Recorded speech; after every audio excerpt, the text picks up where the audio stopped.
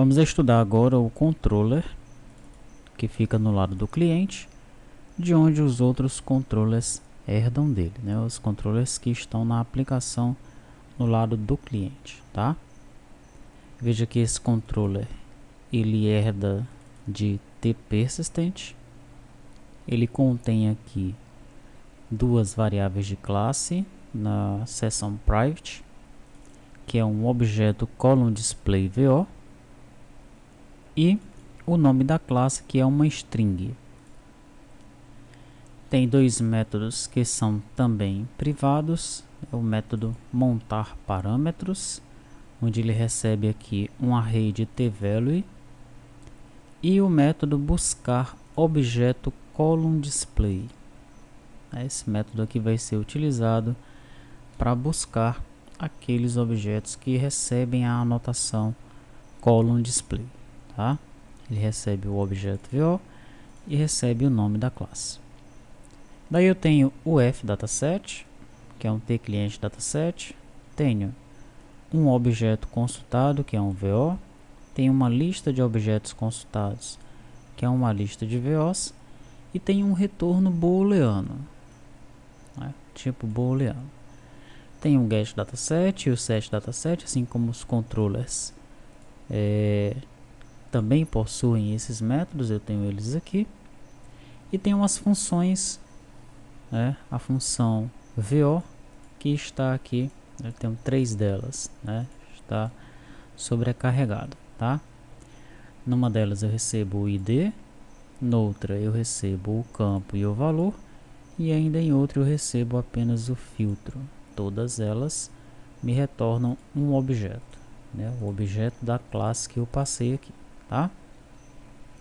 Tem o procedimento executar método, onde eu vou passar para ele o nome da classe do controller, onde ele vai executar o método, o nome do método que deve ser executado, quais são os parâmetros que esse método espera, né? E aí é um array de tValue, qual é o método REST, caso esse método seja executado lá no servidor, esse vai ser get, put, cancel, delete, né? Qual é o método REST? Qual é o tipo de retorno que vai vir lá do REST? É um objeto, é uma lista, é um booleano? Isso eu vou passar nesses dois últimos parâmetros aqui, tá? Ok, daí eu tenho aqui a seção, né, que é a seção do usuário, e tenho os métodos tratar retorno. Tenho 4 deles aqui. Eu tenho um tratar retorno que recebe uma lista, tenho um tratar retorno que recebe uma lista e informa se essa lista deve ser limpa ou não. Tem um tratar retorno que recebe um objeto e tem um tratar retorno que recebe um booleano. Legal? Então vamos ver como é que tudo isso está funcionando, né? GetDataset é implementado nos filhos. Seção, ele retorna uma seção, uma instância da seção do usuário. SetDataset também implementado nos filhos.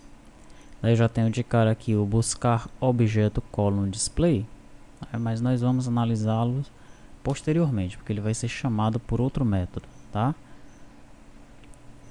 E vai ser por esse aqui, ó, método tratar retorno, né?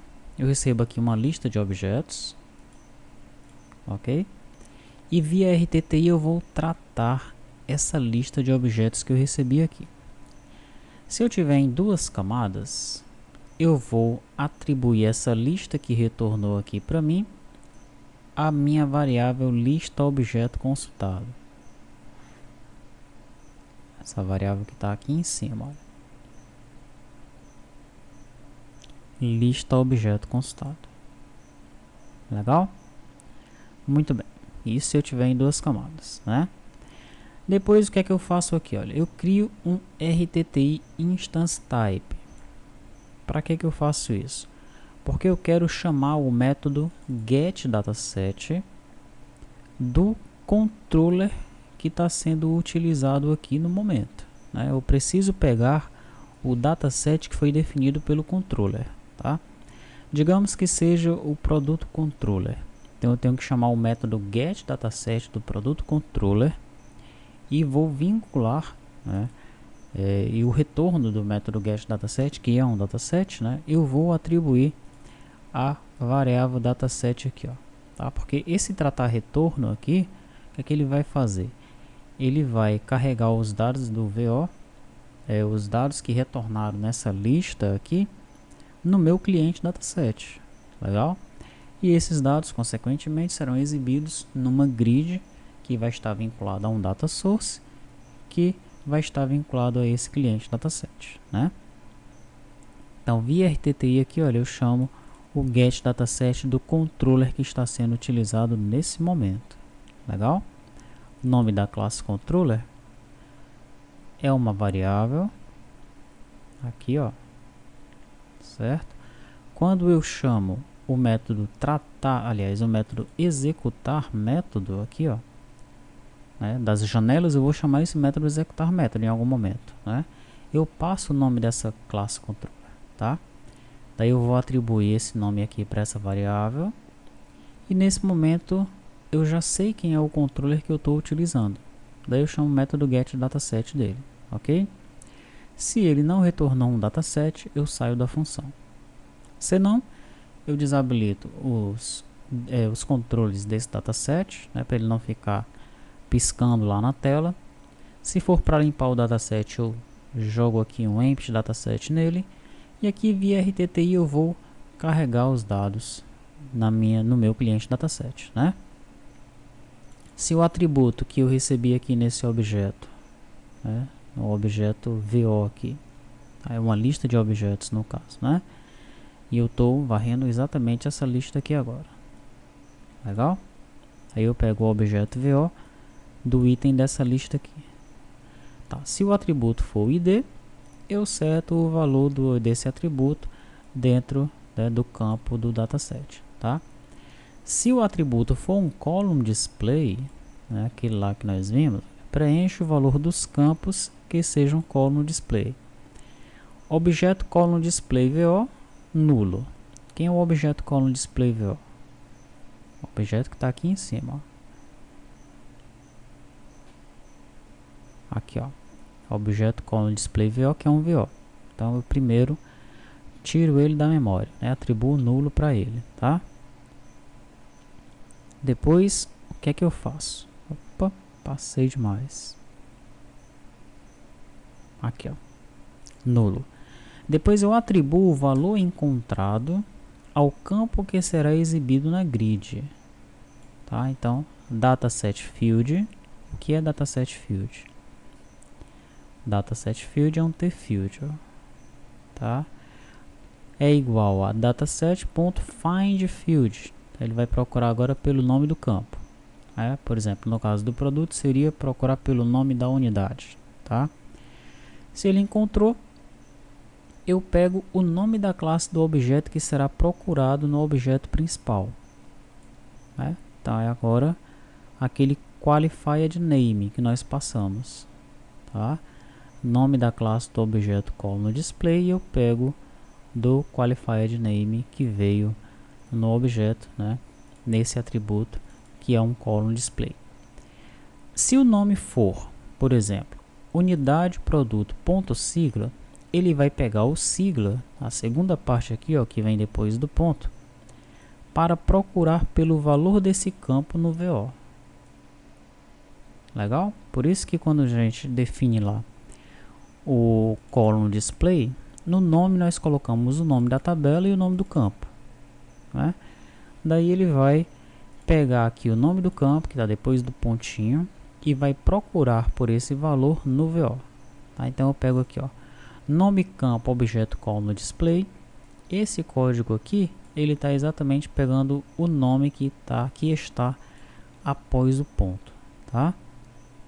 Logo depois disso eu chamo o método buscar objeto column display, passando o objeto VO e passando o nome da classe objeto column display, que eu descobri aqui, ó, nome da classe objeto column display. Perfeito?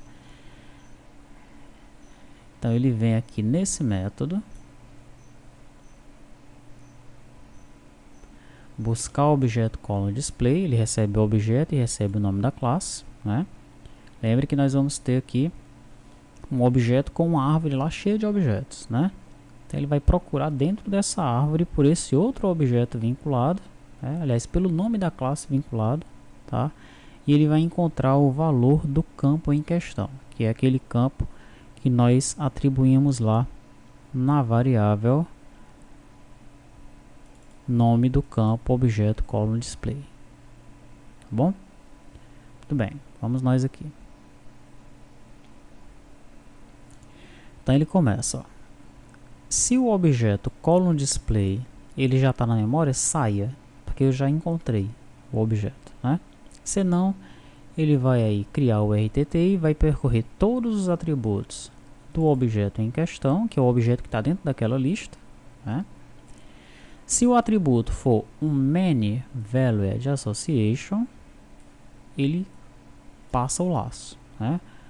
Verifica se o atributo é um atributo de associação para muitos e passa direto. Por quê? Porque nós não vamos pegar um campo dentro de uma lista. Legal? Por exemplo, digamos que você tenha lá uma tabela pessoa, né? Na tabela pessoa você tem uma lista de endereços. Aí você vai querer mostrar numa grid principal o nome da rua. Não, isso aí não vai acontecer aqui nesse momento, tá? Você vai mostrar a lista de endereços vinculada àquela pessoa. Então, se for um many valued association, ele passa direto. Se não, se for uma associação, ele vai verificar se é uma classe. Se for uma classe, ele verifica se o qualified name, né, o nome totalmente qualificado, é igual ao nome da classe.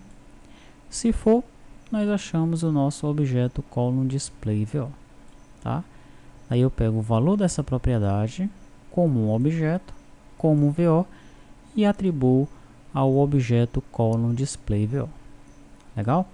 Se não for igual, eu atribuo esse objeto que eu encontrei como um objeto pai, tá?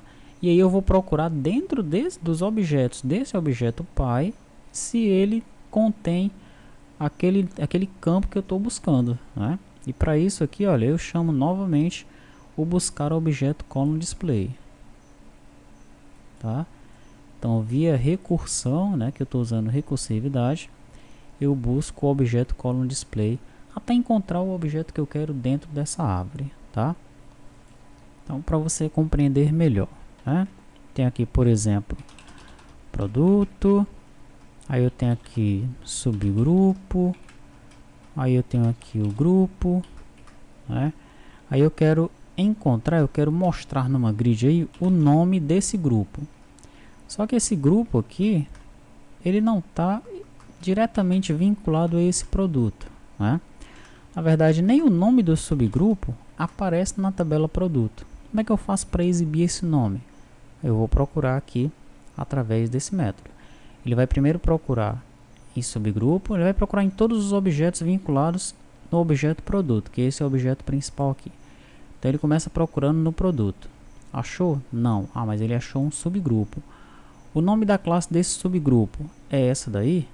Não. Ah, não é. Então não é ainda o subgrupo que eu estou procurando. Continua procurando. Ele atribui esse subgrupo como um pai. Aqui, ó. Continua procurando. Achou outro objeto dentro desse subgrupo? Achei. Qual é o nome? É grupo. Ah, é por esse cara que eu estou procurando. O nome da classe que eu estou procurando aqui, ó, é grupo. Legal?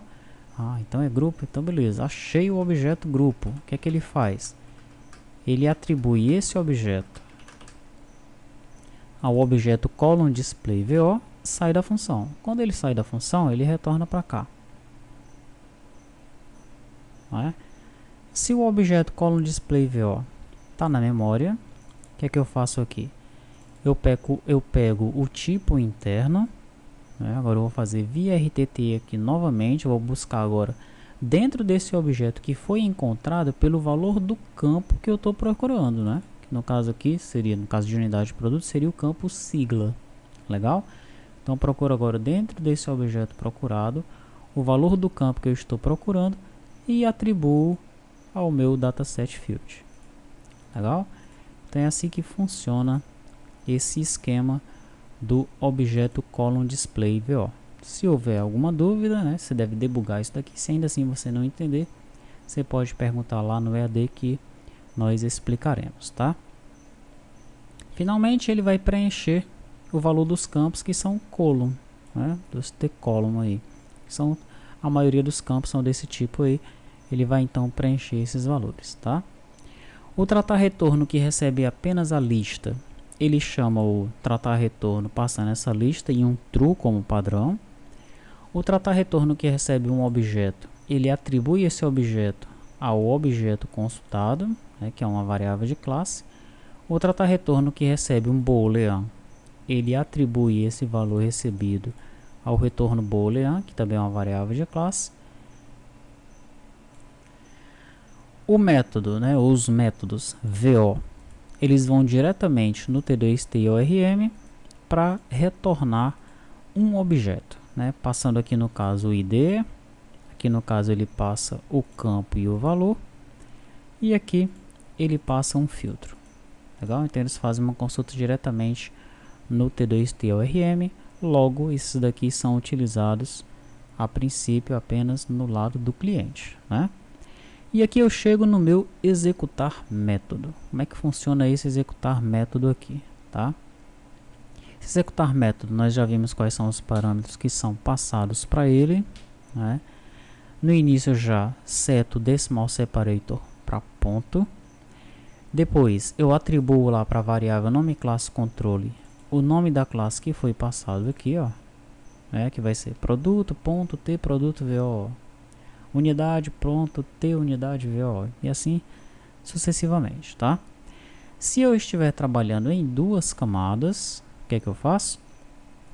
Eu instancio esse controller que foi passado aqui e chamo o método que foi passado aqui, ó. Então, digamos que seja o produto, né? Eu estou inserindo um produto em duas camadas. Legal, então o nome da classe aqui vai ser produto.tProduto, né? Produto controller.tProdutoController. Pois então o tProdutoController chame o método inserir e como parâmetros passe um objeto, que é o objeto produto. Então ele vai aqui, aqui mesmo na aplicação cliente executar o método inserir do controller produto, tá? Já se eu estiver trabalhando em três camadas, aí já é diferente, né? Eu crio aqui uma stream, verifico qual é o método REST, que também é passado aqui como parâmetro, tá? É passado o método REST e o tipo de retorno.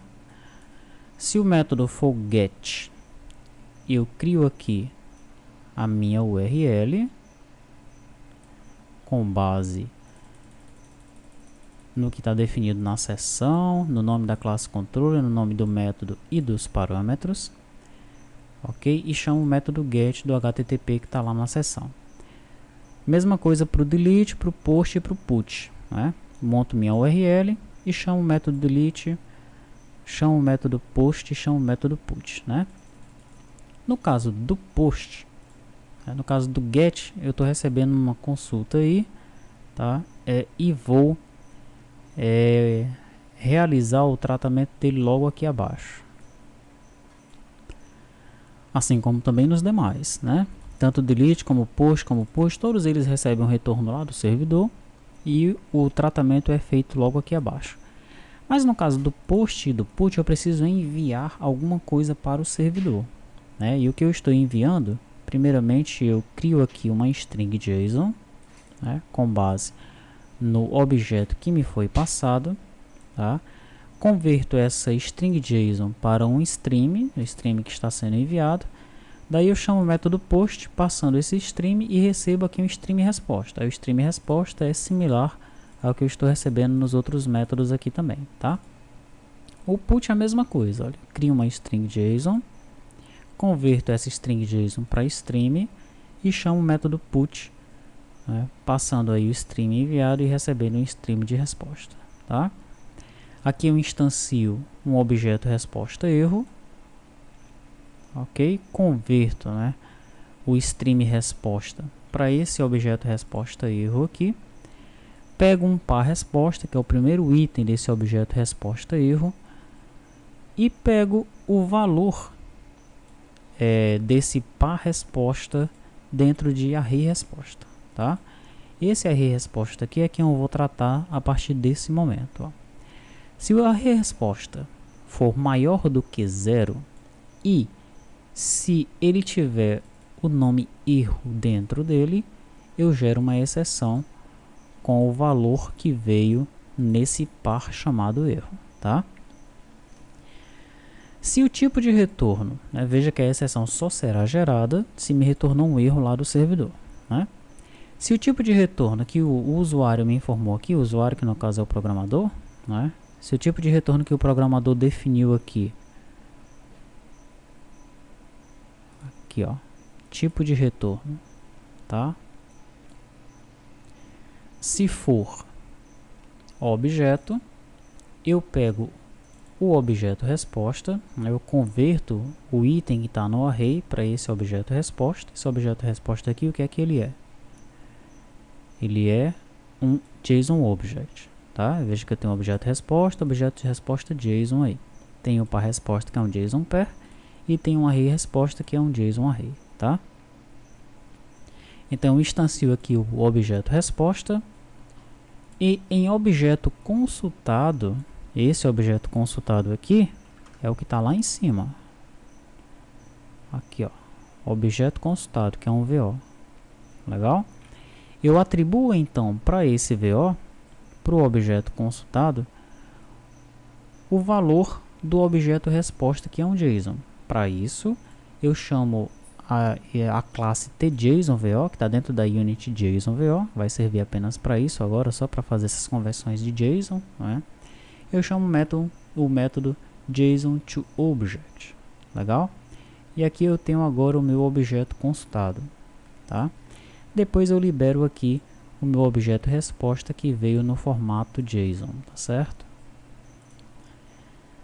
Se o tipo de retorno for uma lista, o que é que eu faço? Eu instancio essa lista de objeto consultado aqui, ó, tá? Instancio essa lista aí e eu faço um laço no array resposta e para cada objeto que houver dentro do array resposta, eu instancio um objeto local e insiro esse objeto local dentro da minha lista de objetos. Tranquilo? Depois o que é que eu faço?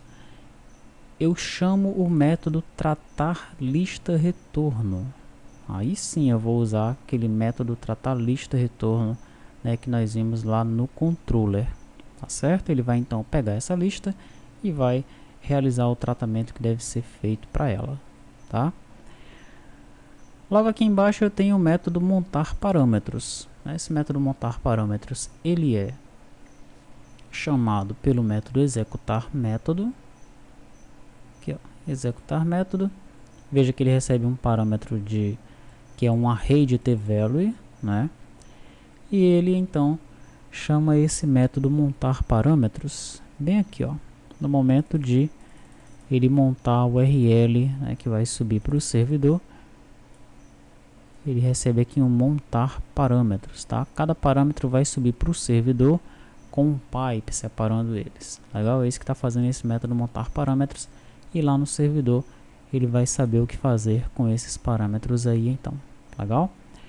Bom, esse então é o nosso controller que funciona no lado do cliente, tá? Ele funciona em 2 camadas ou em 3 camadas, né? Sem problemas nenhum. Legal? É então assim que nós vamos trabalhar em relação ao controller, tá? Se tiver ficado alguma dúvida, você posta lá no EAD que nós o ajudaremos a compreender como é que isso aqui funciona.